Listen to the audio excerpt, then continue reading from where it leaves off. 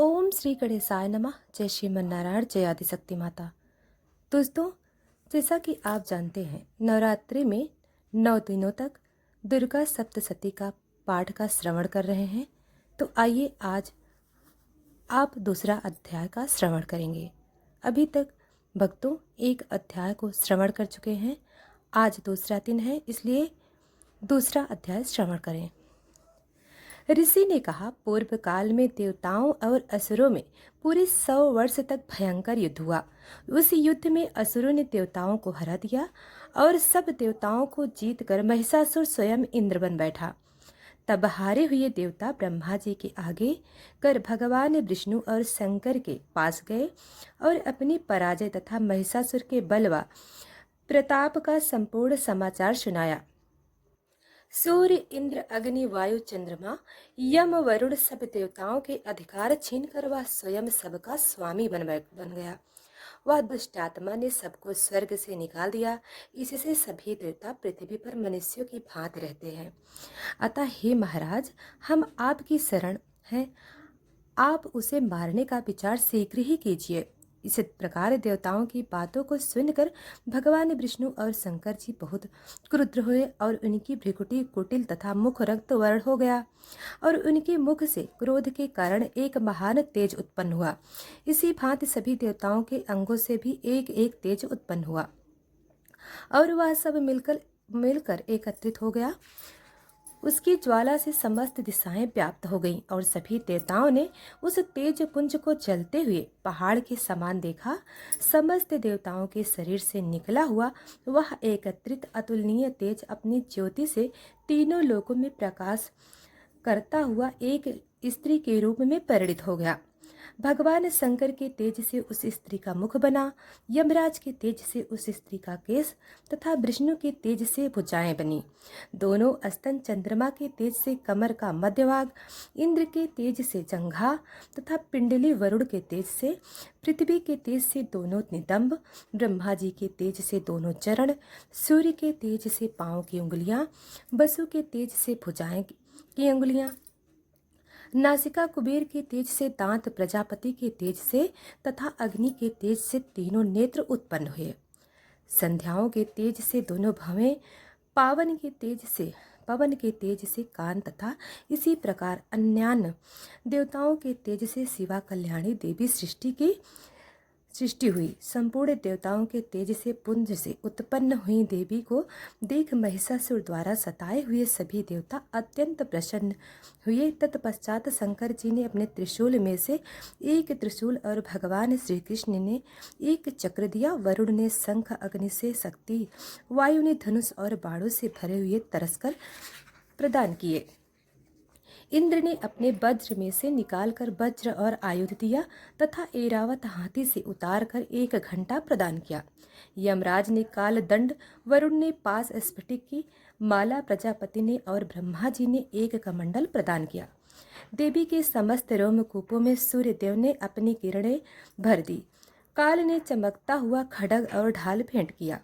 क्षीर सागर ने उज्ज्वल हार तथा 2 दिव्य वस्त्र, चूड़ामणि, कुंडल और कड़े दिए। शुभ्र अर्ध चंद्र तथा बहुओं के लिए कयूर, पैरों के सुंदर नुपुर, गले की सुंदर हंसली तथा संपूर्ण उंगलियों में रत्न जड़ित अंगूठियां प्रदान की। अत्यंत निर्मल फरसा विश्वकर्मा ने भेंट किया और विविध भांति के अस्त्र तथा अभेद कवच दिए। समुद्र ने हृदय तथा गले में पहनने के लिए कभी ना मैली होने वाली कमल की माला दी और सुंदर कमल के पुष्प प्रदान किए। हिमालय ने सवारी के लिए सिंह तथा अनेक प्रकार के रत्न प्रदान किए। मदिरा से भरा हुआ पात्र कुबेर ने भूमंडल को धारण करने वाले नागराज शेष ने महामणियों से सुशोभित एक अनुपम हार दिया। इसी प्रकार अन्य सभी देवताओं ने भी विविध भांति के आभूषण तथा आयुध प्रदान किए।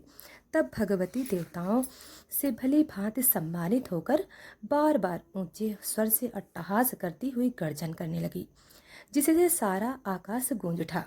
भगवती की गर्जना कहीं समा न सकी और उसकी ध्वनि से संपूर्ण विश्व तथा सागर कांप उठे। संपूर्ण पृथ्वी तथा पर्वत कंपित हो गए। उस समय सारे देवगण उस सिंह वाहिनी देवी की जय जयकार करने लगे। मुनिगणों ने भी भगवती की बड़ी प्रसन्नता से नतमस्तक होकर स्तुति की। इस प्रकार सारे विश्व को भयभीत देख असुरगण अपनी समस्त सेना सुसज्जित कर खड़े हो गए और महिषासुर क्रोध में आकर बोला, यह क्या हो रहा है? ऐसा कहकर सब असुरों सहित उस भयंकर शब्द की ओर दौड़ा और उसने वैलोक व्यापिनी को देखा, देवी को देखा। देवी अपने पैरों से पृथ्वी को पाताल में दबा रही हैं और अपने मुकुट से आकाश को छू रखा है। उसकी धनुष की टंकार से सारा पाताल कांप रहा है। भगवती के हजारों हाथों से संपूर्ण दिशाएं व्याप्त हो रही हैं। ऐसी देवी को देख असुरों ने भगवती के साथ युद्ध करना प्रारंभ कर दिया। अनेक प्रकार के शस्त्रों से प्रहार से दसों दिशाएं गूंज उठी। उसी समय महिषासुर का सेना नायक चिछुर नामक दैत्य देवताओं से युद्ध करने लगा। चामर असुर चतुरंगी सेना साथ लेकर तथा उदग्र राक्षस 60,000 रथ सैन्य को अपने साथ में लेकर युद्ध करने लगा। महाहनु राक्षस 1 करोड़ रथियों की सेना और असिलोमा असुर 5 करोड़ सेना साथ में लेकर युद्ध करने लगे। वास्कल नामक असुर 60 लाख रथ तथा हजारों हाथी घोड़ों की सेना लेकर युद्ध करने लगे। वृत्त नामक असुर 1 करोड़ रथ की सेना को साथ लेकर, विडाल असुर 1 करोड़ 50 लाख सेना लेकर तथा और भी असुर अयुत सेना रथ हाथी घोड़ा साथ में लेकर देवी से युद्ध करने लग गए। महिषासुर भी श्री भगवती के साथ युद्ध करने के लिए करोड़ करोड़ रथ, हजार रथ हाथी तथा घोड़ों की एक सेना के साथ लेकर युद्ध भूमि में आ डटा। वे राक्षस गढ़ तोमर भिंदी पाल शक्ति मूसल खड़ग परसा आदि पटियास हथियारों से भगवती के साथ युद्ध करने लगे। अनेक दैत्य भगवती के ऊपर शक्ति फेंकते तथा कई पास फेंकते। अनेक राक्षसों ने तो भगवती को तलवार से मारने को प्रहार किया, तो उसी समय देवी ने राक्षसों के अस्त्र शस्त्रों को साधारण तथा खेल खेल में काट डाला। तदंतर देवता और ऋषियों ने देवी की प्रार्थना की। तब देवी ने प्रसन्न हो राक्षसों पर अस्त्र शस्त्रों की वर्षा की और देवी का वाहन सिंह भी क्रोधित हो जंगल में दावानल के अट्टहास राक्षसों की सेना का विनाश करने लगा। युद्ध करते हुए भगवती जितने श्वास छोड़े, उन प्रत्येक सांसों से भगवती के सैकड़ों हजार गण उत्पन्न हुए और फिर भी बिंदी पाल परसा पटियास आदि अस्त्र शस्त्रों से युद्ध करते हुए देवी की शक्ति द्वारा असुरों का विनाश करते हुए ढोल शंख मृदक बजने लगे। अनंतर भगवती ने त्रिशूल गदा तथा तलवारों से सैकड़ों महासुरों को मार डाला।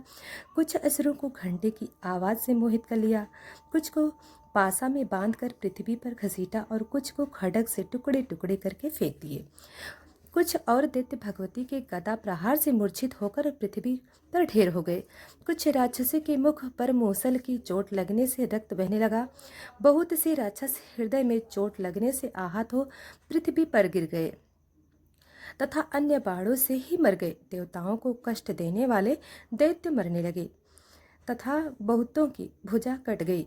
कुछ दैत्य के सिर कट गए और कोई शरीर के मध्य के भाग से काट दिए गए। कुछ महासुर जंघा कट जाने के कारण धराशायी हो गए। कुछ दैत्य के एक भुजा, एक आंख, एक पैर तथा मस्तक कटकर पृथ्वी पर गिर पड़ते। वे फिर उठ खड़े होते। फिर वे रुंड बड़े बड़े हथियारों को लेकर श्री भगवती से लोहा लेते। दूसरे रुंड बीजों की ध्वनि के साथ साथ नृत्य करने लगते। कई असुरों के रुंड तलवार, शक्ति दृष्टि आदि हथियार हाथ में लेकर श्री जगदम्बा से ठहरो ठहरो कहकर युद्ध के लिए ललकारते। उस रण क्षेत्र में रथ, हाथी, घोड़ा तथा असुरों के गिर जाने से पृथ्वी ढक गई। राक्षसी सेना का रक्त इकट्ठा होकर महानदी की तरह बह गया था। माँ भगवती ने उन असुरों की सेना का इस प्रकार संहार कर दिया मानो त्रिशूल लकड़ी का ढेर को अग्नि ने जला डाला हो। देवी का सिंह भयंकर शब्द करता हुआ अपने गर्दन के बालों को हिलाता था, मानो वह शत्रुओं के प्राण चुन लेता था। देवी के गणों ने उन महादैत्यों के साथ ऐसा युद्ध किया कि देवतागण प्रसन्न होकर आकाश से फूलों की वर्षा करने लगे। तो दोस्तों, आज का यह दूसरा अध्याय समाप्त हुआ।